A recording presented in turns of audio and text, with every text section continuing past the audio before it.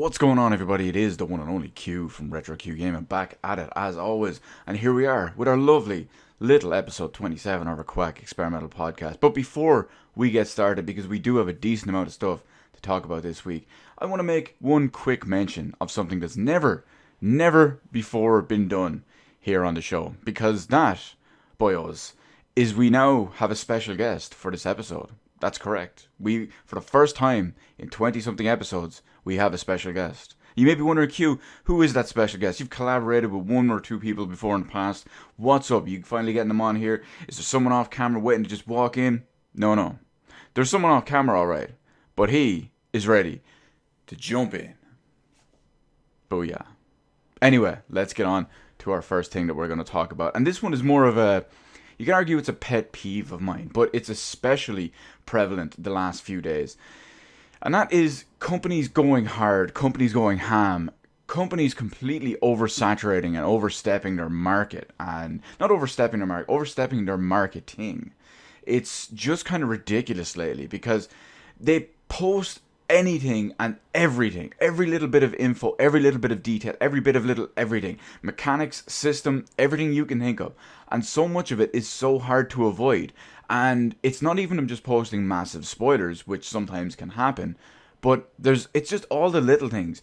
I try to go into games generally as cold as possible. Once I decide I like the look of a game and I know I want to buy it, I tend to skip as much information as possible because I want to be surprised. I want to learn as I go. I want stuff to be new to me. I don't want to know it already. I don't want to know, okay, 2 hours into the game, this is going to happen. Oh, this is going to happen at some point. Well, I'll be playing the game and then I'll be thinking, oh, based on what I know is going to happen, it's going to happen very soon. It takes the mystique, it takes the enjoyment, the experience out of it. And it just annoys the absolute shit of me. And it's so hard to avoid nowadays because you go anywhere. If you go to... It's more sort of shitty vloggers. They just don't know what to post and what not to post. It's really, really annoying.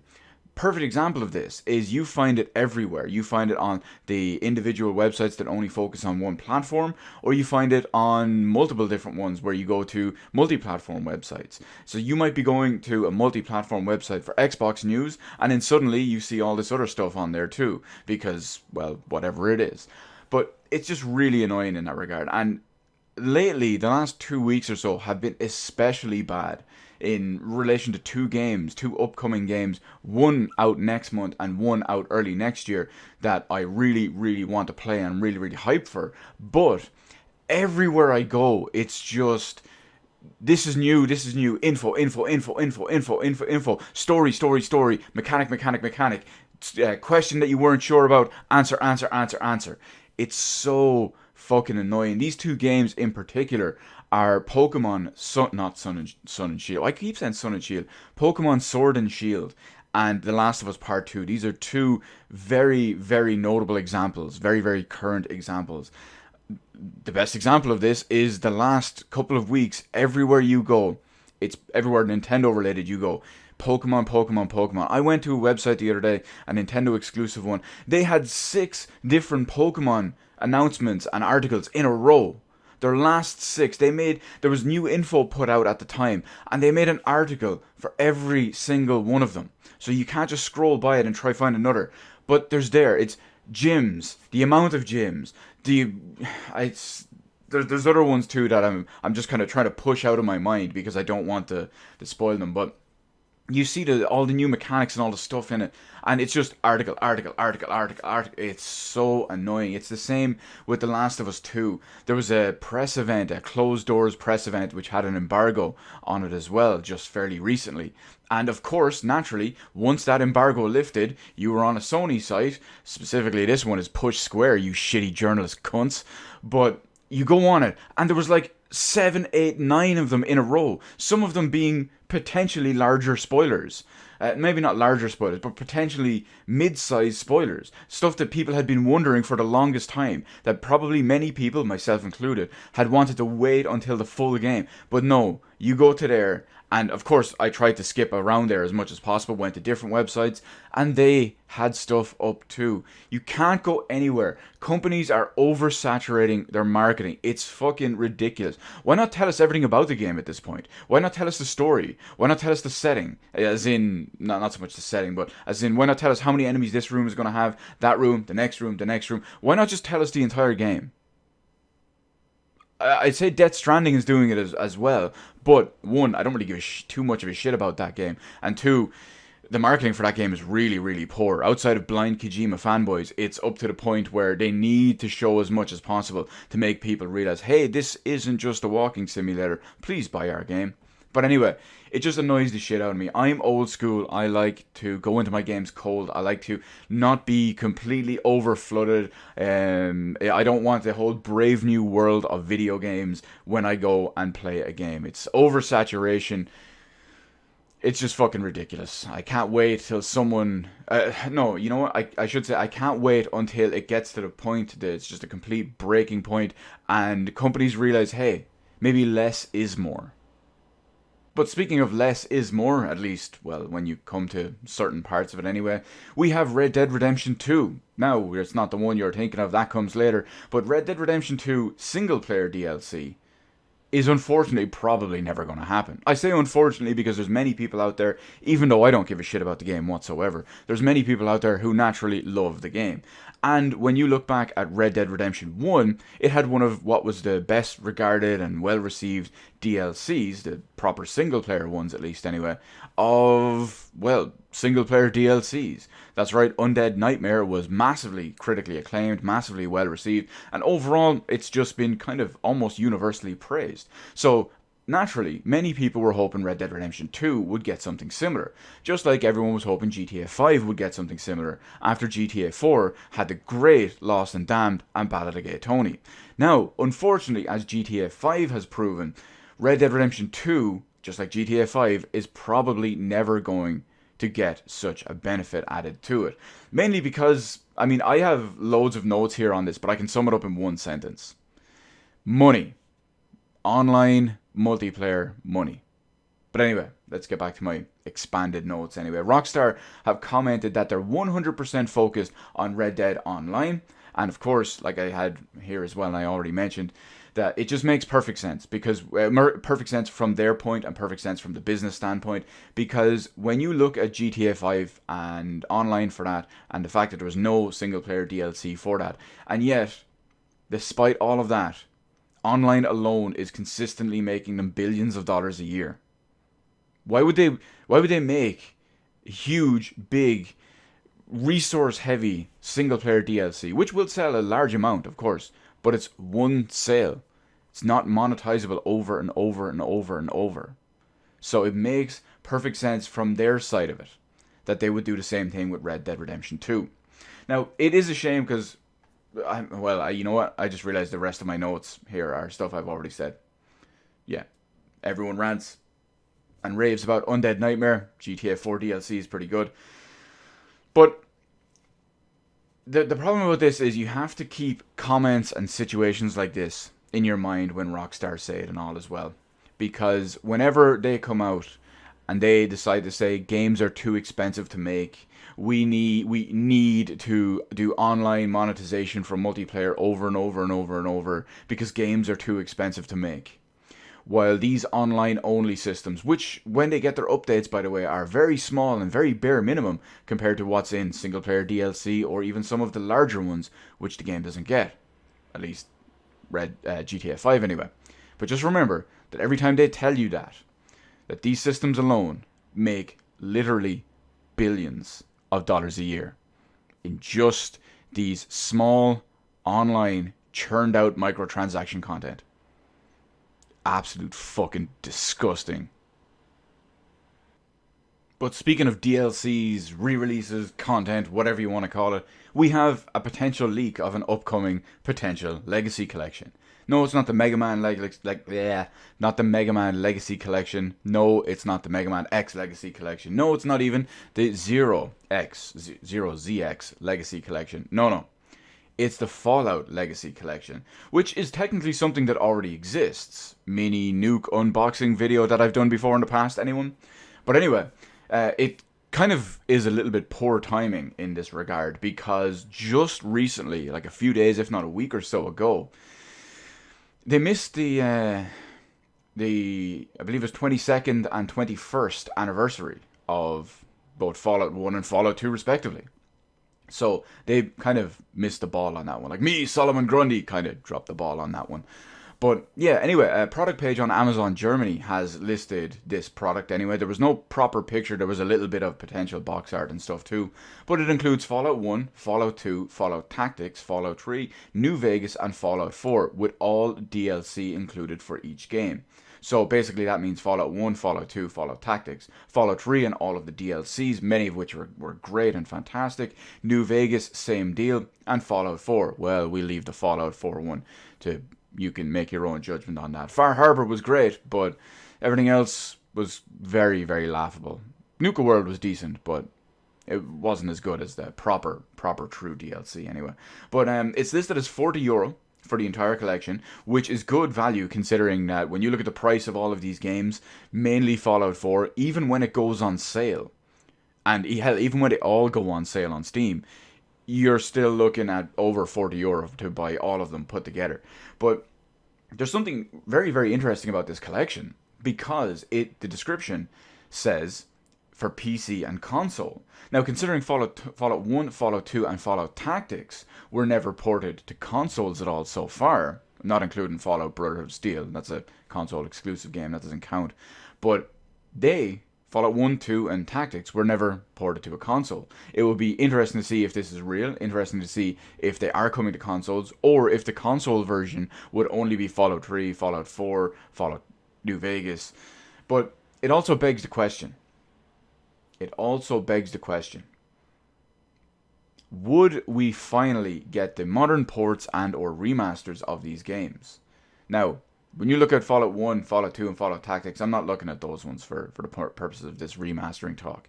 We're talking about Fallout 3, Fallout New Vegas. Fallout 4 is obviously an existing game and all too. But when you look at Fallout 3 and Fallout New Vegas, those games could be prime for a remaster. Especially Fallout 3. Because the main reason I am anywhere interested in this collection at all is a potential Fallout 3 remaster. Or not even a remaster. A modern, updated port even.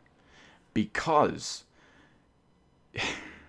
I think I've said it before several times, Fallout 3 on PC was one of those unfortunate games that was developed during the Windows Vista era. And unfortunately, Fallout 3 on Windows 7, 8, 8.1 and 10 runs like shit. Like, the game will run at 60 FPS. I mean, it's not a hardware issue in that regard, but it's coded and programmed absolutely poorly. It's an absolute disaster. In fact, even heavily modded for stability, because the game is massively unstable, the game just randomly crashes very, very frequently. I'm talking like 10 minutes, 15 minutes. It's completely random. You could play for 3 minutes, you could play for 3 hours, and it would just crash. It's so damn annoying. So that's one of the most important things, the most potentially important things about a collection like this. Would it be updated, ported to a new engine, remastered, whatever it is. As long as we get a modern, stable PC version of Fallout 3, I would be happy. New Vegas plays fine on PC. I don't have any issues with that, as does Fallout 4. But also one extra thing that is, when you look at this as well, when they do say console, what would this come out on? Now, my money would be that they would either port the entire collection, 1, 2 Tactics, as well as 3 and New Vegas, because 4 is already on modern platforms. I think they would probably port all of them to these platforms, especially because with x86 architecture now. But at the same time, what about the Switch? Well, I think that would be completely left out. I don't think that this will get it at all. I don't think they'll even bother releasing 1, 2, or Tactics. 3, New Vegas, and 4 would be laughably, desperately bad if they tried to port that to the Switch. Woo lad, that would be rough. Anyway, this product page has been since taken down. We don't know how it's going to go just yet. I'm curious to see. I would have expected this announcement maybe within the last 2 weeks because of the anniversary and whatnot. But, well, I sit here with bated breath. It's not the first time this year even that we've had Fallout Remaster talk because of extra product pages and listings and stuff. But unfortunately, we'll have to wait and see. Now, this next one's going to be a little bit of an interesting topic because I'm going to need to read a lot of notes for this one because it's all over the place. We're going to look at some tax fraud. Although it's not technically tax fraud. It's not illegal, technically, but it's just some shady, bullshit, abusive stuff. So, this time, we're looking at Sega, Warner Brothers, and Sony. Everyone and their favorite fanboy company.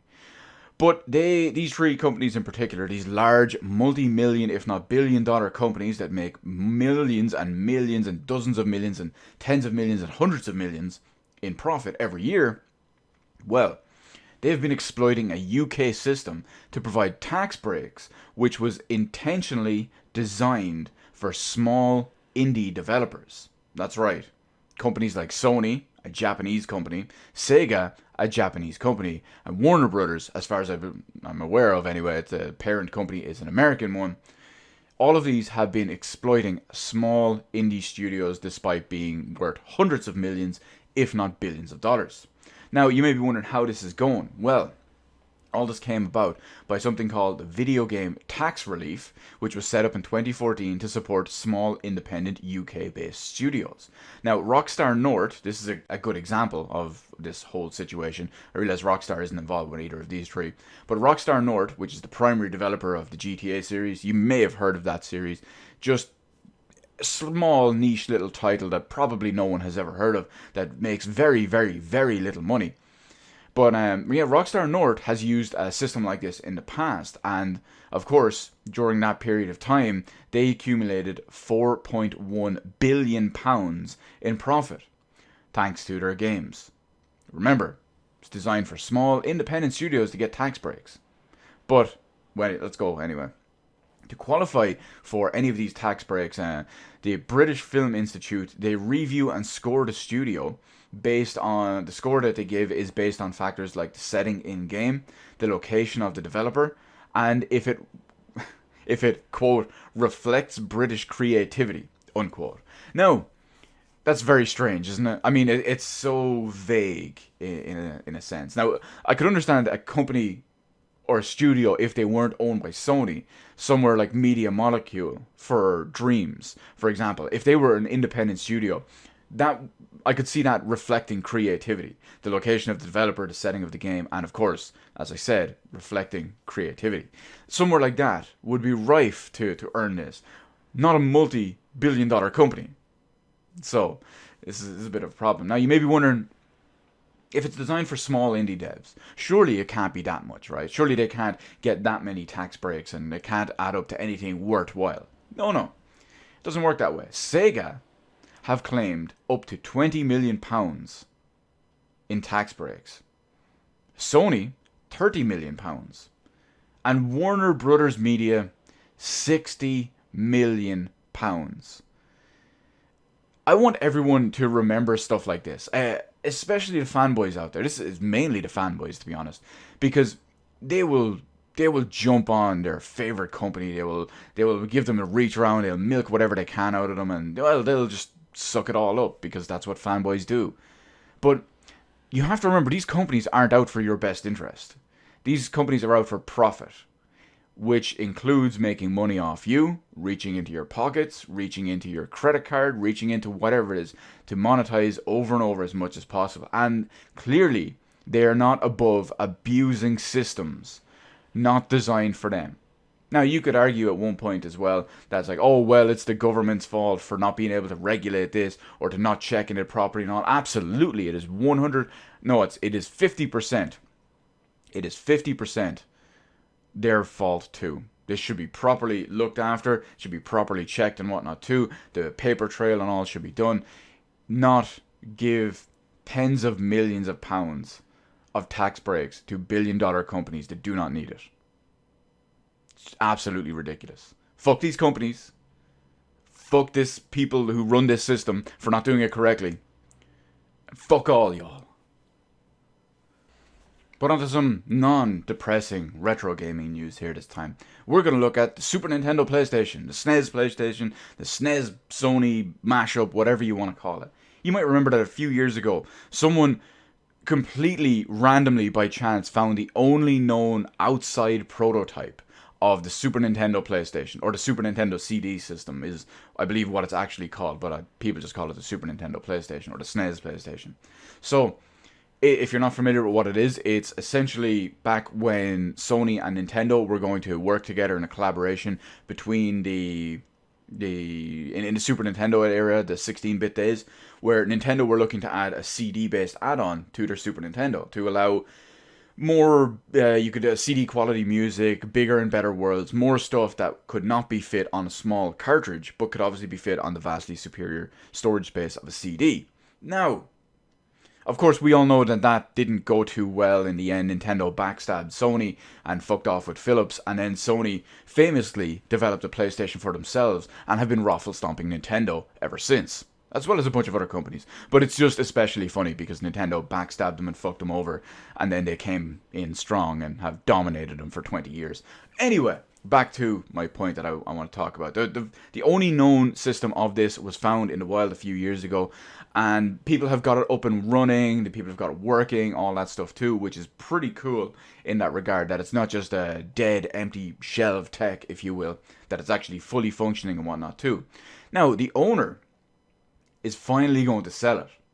But the most important, interesting, the reason why I'm talking about this topic basically, is because it's a one-of-a-kind prototype item, or at least it's a one-of-a-kind public out there version prototype item. I'm sure Sony have a couple of them probably in their headquarters or their R&D or whatever. I'm sure Nintendo also has the same thing out there too. I'm sure Philips has probably their own version somewhere there as well. But I'm very, very interested to see what kind of money this would fetch. I mean, we all know crazy stuff has happened. I believe, I'm just going off memory, but about 2 years ago, in 2017, I'm pretty sure there was like a sealed copy of Super Mario Brothers that had, from like the original first run, first launch, which sold for something like $36,000 or something to that effect. So, because this is even more rare and prestigious, if you will, what kind of money is this going to fetch? It's going to be interesting to see how it's sold and whatnot too. But I'd say realistically, this will go for a minimum of $50,000. Minimum $50,000. It's crazy.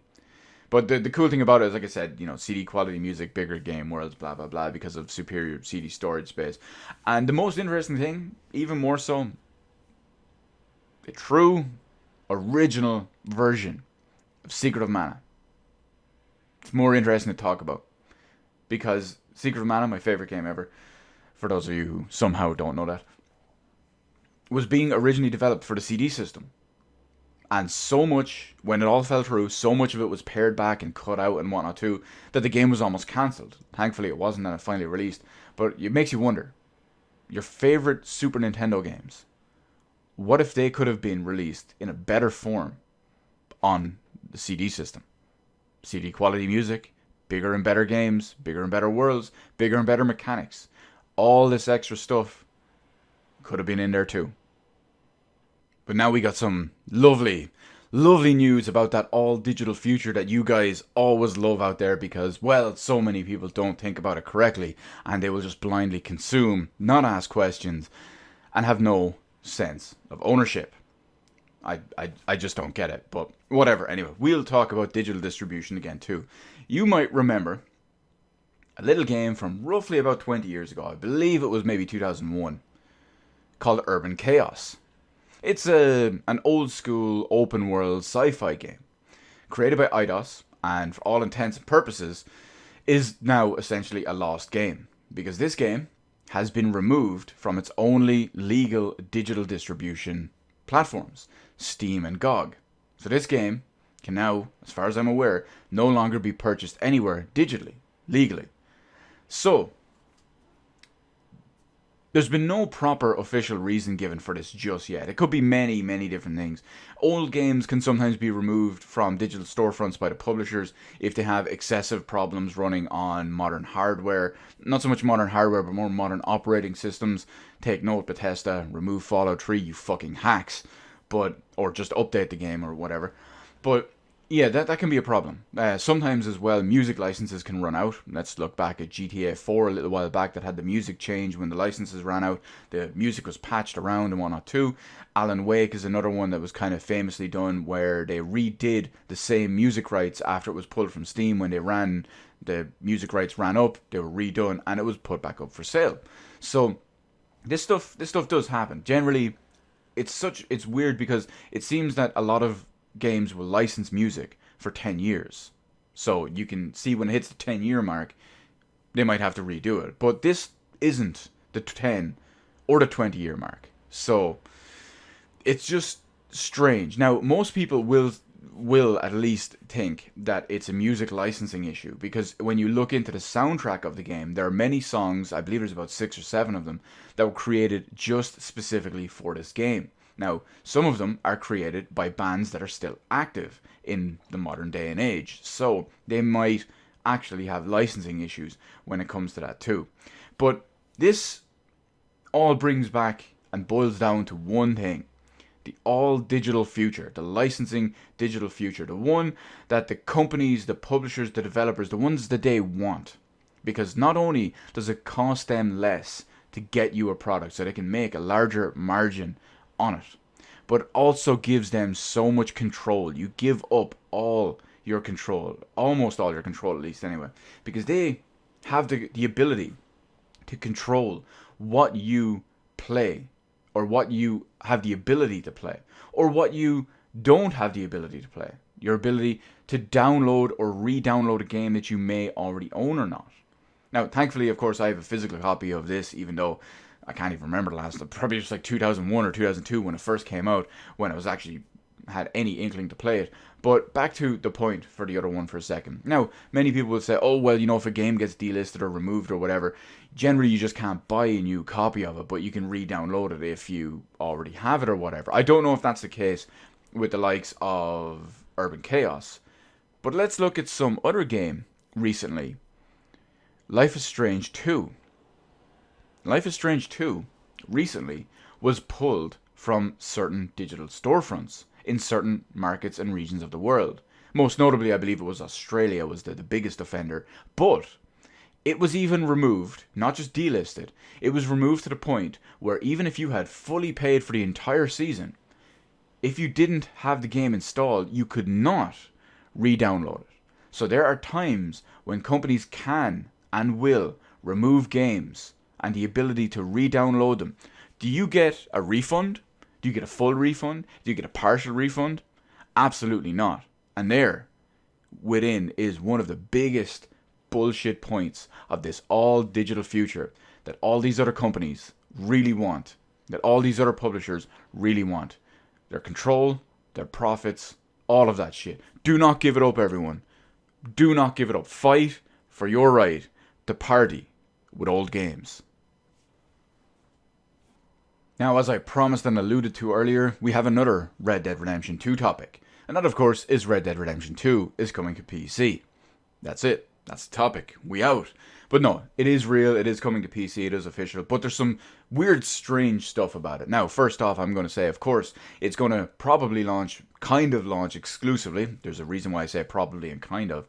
On November 5th on the Rockstar Games launcher. Now, this was pretty much expected, as I called 100% when I talked about it a week or two before, when Rockstar finally released their own game launcher. I said that this was 100% certainty that if it launches on, or when it launches on PC, it will be exclusive to this. Now, of course, they have said that there is a Steam version coming 1 month later in December. So, yeah, it's still coming to Steam 1 month later. But here's where it gets really, really strange. And follow this along with me, because I want your take on this too, because it could be how I'm understanding it, but the wording on this is very, very strange to me. Now, so first off, like I said, it is coming on November 5th to the Rockstar Games launcher. But if you pre-purchase it on the Rockstar Games launcher, you get bonuses. So pre-purchases for Red Dead Redemption 2 for PC begin at 11 a.m. Eastern Time on October 9th exclusively on the Rockstar Games launcher. Now remember, that means that the pre-orders start exclusively on October 9th. October 9th through the 22nd, with a limited time offer during this period of 2 free Rockstar Games PC titles from the following: GTA 3, GTA Vice City, GTA San Andreas, Bully Scholarship Edition, LA Noire, the Complete Edition, or Max Payne 3, the Complete Edition. Now here's a bit of an interesting one as well. Actually, no, it's not this one yet. But pre-purchases made on the Rockstar Games launcher also include free upgrades to the Premium Edition of Red Dead Redemption 2, with both the Special Edition and Ultimate Edition discounted by $20 each. Further pre-purchase bonuses via the Rockstar Game Launcher also include the Outlaw Survival Kit for Story Mode, Warhorse for Story Mode, Treasure Map for Story Mode, Cash Bonus for Story Mode, and 50 gold bars for Red Dead Online. Now, that is not the important part just yet. What is coming next is the very, interesting part because of the wording. Also, before I want to go any further, I do want to say that they will have more information on October 9th, including more details about the game, the launcher, whatever it is, the first screenshots for the PC version, and of course, additional details and the system requirements. Naturally, we're going to have 60 FPS and above, because of course we would on PC, and it will absolutely dwarf the mediocre looking console game. Now, additional story information. This is the bit that I want you guys to follow along with me, because it gets kind of weird based on the wording. Red Dead Redemption 2 for PC will also be available to pre-order at the Epic Games Store, Green Man Gaming, the Humble Bundle, the Humble Store, GameStop, and additional digital retailers starting October 23rd, with a pre-order bonus of 25 gold bars for Red Dead Online. Red Dead Redemption 2 for PC will also be available to purchase on Steam this December. Red Dead Redemption 2 is currently available on PlayStation 4 and Xbox One systems, and will be available this November as a launch title for Google Stadia. Now, let's go back and read this for a second here, because this is kind of strange. You'll notice that the pre-orders on all the other stores, all the other fronts, all the other everything, start the day after that the Rockstar pre-order bonus dates end, which is fine within itself.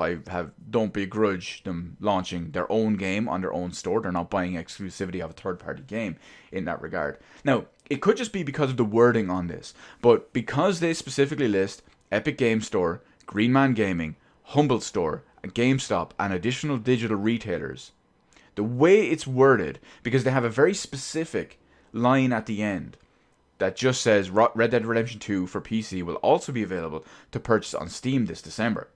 It makes it seem, because again it's the wording, it makes it seem like GameStop, Humble Store, additional digital retailers, Green Man Gaming, Epic Games, and the Rockstar Games launcher, it seems like they're all going to be available on November.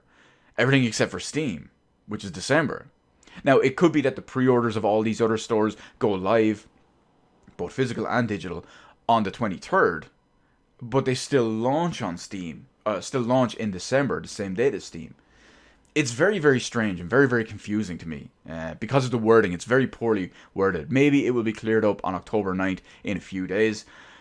Personally, I don't really care, because it's Red Dead Redemption 2 and it means nothing to me. I will buy it a year from now on Steam when it gets marked down to $15 in a sale. And then I'll probably wait like 6 more months before I play it, because, well, it's just a game I don't care about. But it's Steam, and as a PC gamer, naturally, of course, I just buy everything because it's on sale. So, I don't know, we'll have to see. Of course, it's good that Red Dead Redemption 2 is coming to PC, will be objectively the best version of the game, because, well, why wouldn't it be? But we'll see how it goes. Could be good. Probably wouldn't bet my money on it. But let's hit up some good news, potential good news anyway, because you can't trust anything until you see it with your own eyes, of course. Well, we have some potential good news when it comes to gaming and crossplay. Now, I'm not talking about that other weird stuff that some people get into when they dress up and whatnot. No, we're talking about different platforms can all play together. PC, Nintendo, and Xbox have generally, for the most part, embraced this whole open loosening of barriers, dropping the barriers. It's not 100% just yet, but it's getting there. It's getting there. Especially when you look at Sony, who have typically lied about having crossplay compatibility, and they've kind of just been the most holdout one. Now, you might remember, it's like, Q, when did they lie about crossplay and all this stuff? Well, earlier this year, you had, what was the game? The CEO of Chucklefish, when they were publishing Wargroove. That extremely punchable face, who thankfully is no longer at Sony, Sean Layden, he had came out and say, yeah, we love crossplay. PlayStation is the best place to play, but it's free and available to any developer. All they have to do is ask. And then, of course, Chucklefish Dude just came out and said, hang on.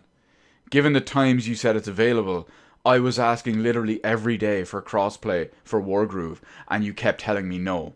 And you eventually told me up until the day of release that it was never going to happen. So, as usual, Sony are full of shit.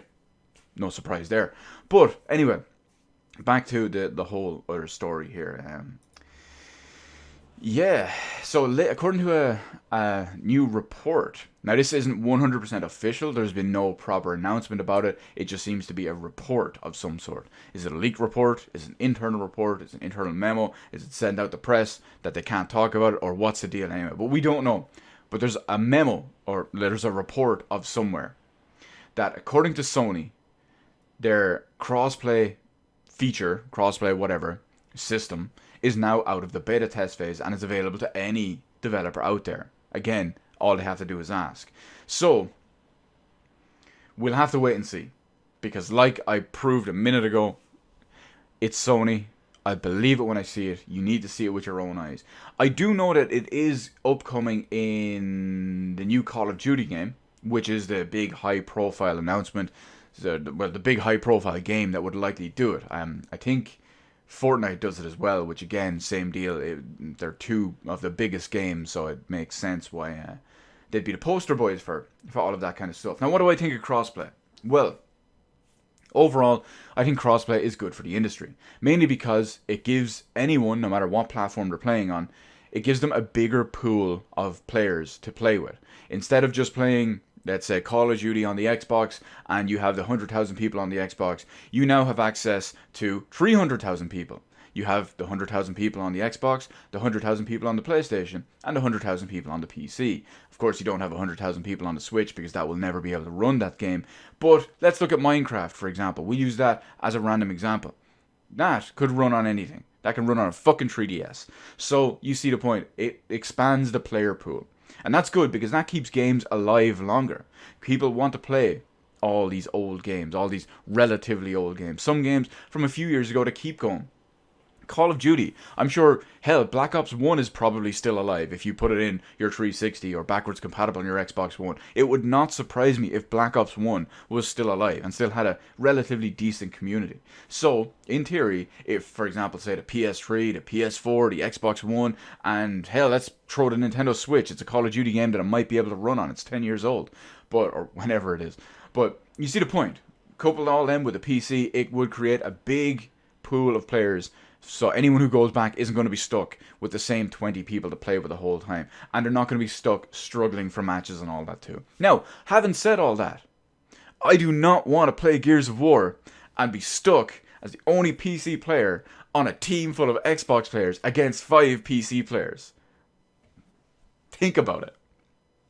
But anyway, that's it for all our little news segments and whatnot as we do this week. So I will round out with the most important segment every week that everyone always tunes in for and probably skips the whole thing to just see this one. I can't blame them, frankly. But anyway, Q, what is up? What's going on? What are you doing? What is the deal?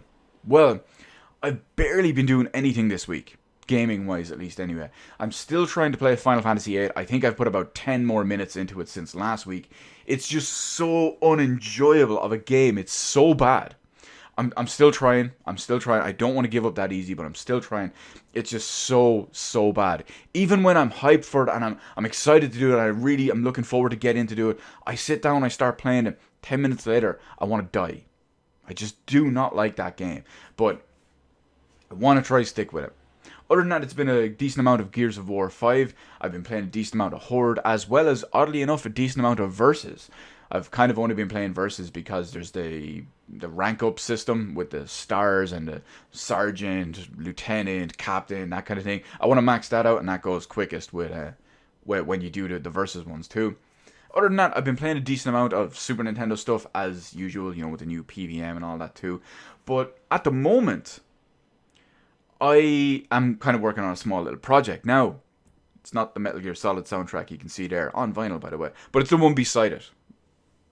Them ones, there. Can't really see it. But it's a bag. And that bag has 5 network cables in it. Now, what I'm doing is, you also can't see it, but I have another desk over there. Obviously, I have 2 desks here. I bought a new one. So I'm going to rearrange this room a little bit more. And this is my new project. Because when I redid this at the start of the year, in, I think it was January, I got rid of a bunch of stuff. I relayed everything out. I wired it up differently. I did all that stuff. It didn't turn out perfectly the way I wanted it. It was very close. So I decided eventually, you know what? I need more space. So I got a third one of these desks. I'm going to move the wardrobe that's over there. It's going behind me. I may hang the green screen from it, which would be really nice as well, because that would be kind of cool. And I'm going to have a triple long desk, and it's going to have all the stuff I want in it. It's going to have, all the way over on the left, most likely, I'm going to have what I have on my left now, my 4K monitor, my PS4, Xbox One X, which is now actually in storage because it's so fucking useless. That'll come up in a topic now in a few minutes. But that's what I want on there. I want to spread it out, space it out, even a little bit better. Have the PC on the middle desk properly, so it's kind of the way it's set up now. And then I'll have the desk on my right hand side laid out even better, more space and whatnot too, for my small 1080p monitor that I use for like the Switch and older consoles, as well as the PVM, which is now sitting over there and has replaced the Xbox One X. So that's what I took out. But at least this way, I'd have space, proper space for everything on all sides. And that would be much, much easier in that way. And the reason why I have the network cables, they fit into it too. I'm going to rewire my whole network in here as well. All color coded for different stuff for the consoles. There's a red one for the Switch. There's a blue one for the PlayStation. There's a green one for the Xbox, and there's 2 others which I can just pop in to both into my PC, because yes, of course I have dual gigabit LAN ports on my PC. Why would I wouldn't? I'm not a pleb. But anyway, that's it for that side of it. There is one other one that I might do. Let me see if I can. I'll be rendering this video later today, or right after I finish it, and I'll be working on all that stuff. I'll be moving everything and whatnot too. And I'll be rendering it. And in that time, if I can get it all done today, I have received an invite for a Halo Reach multiplayer beta test flight later tonight. It starts at 5 p.m. Pacific Standard Time, which I believe is 1 a.m. for me. So if I can get all of that done before 1 a.m., it's promising that it might actually happen, and I might be able to do it. The key thing is space.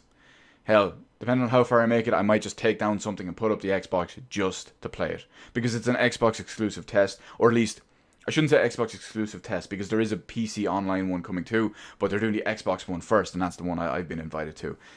They've said you can create content based around this, unlike some of the previous ones where you were not allowed to stream it, not allowed to capture it, not allowed to do anything. I may capture it, we may have to see. I don't know just yet. There's a lot of stuff out there at the moment. Game wise, what I'm playing is, I have nothing major going on at the moment. Final Fantasy VIII, I cannot classify that as major. Pokemon Black, I'm still basically haven't touched in like 2 weeks at this point, or whatever it is. So I think, depending on how it goes, because my next major game will be Luigi's Mansion 3 at the end of the month, or probably the very start of next month by the time it arrives, I think I might start Yakuza Kiwami 2 earlier than originally planned and play it at some point, and finish it, hopefully, within the month of October. Of course, I'll sprinkle a little bit of other stuff in there too, especially because my Sega Mega Drive Mini will be here early next week. But that's pretty much it for the gaming side of it. I did go see Joker this morning, still mulling some of it over anyway. It was a good film. It was a pretty good film. Like, I have to preface this because it sounds really bad. Don't worry, there's going to be no spoilers. But it was far, far overrated from what I was expecting based on everything you've seen. People are talking about it's the new Taxi Driver. Absolutely not. You can see where they basically tried to be Taxi Driver, but it didn't pull it off as well. I mean, hell, they even had Robert De Niro in it. But is a good film regardless. It was a really good film. They're definitely above average when it came to being a quality film. There was so much missing. Oh, Q, you don't like story, slow films. Actually, I love them. I would be more than happy with a film with no action in it, as long as it's done correctly. So there were a couple of problems in that regard, a couple of problems in different regards too, and some stuff done really, really well.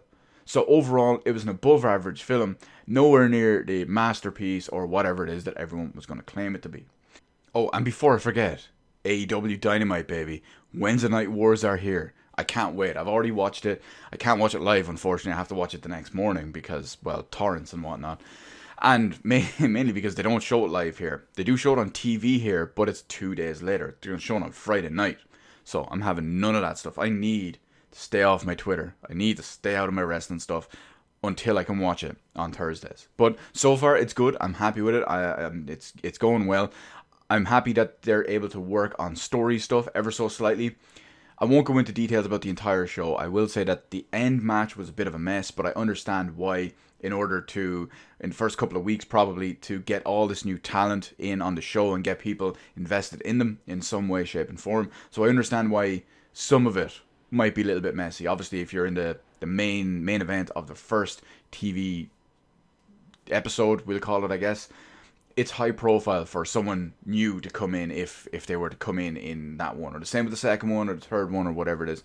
So it's good. The matches were good. There was one or two slight issues that they can work through, but it's stuff that has been improved on that used to be in a much worse capacity during some of the pay-per-views in the run up to all this, such as missing spots and whatnot. And it's going to be good though. That's the main thing. I'm looking forward to it. I'm going to watch it every week because, well, AEW had brought us back, baby.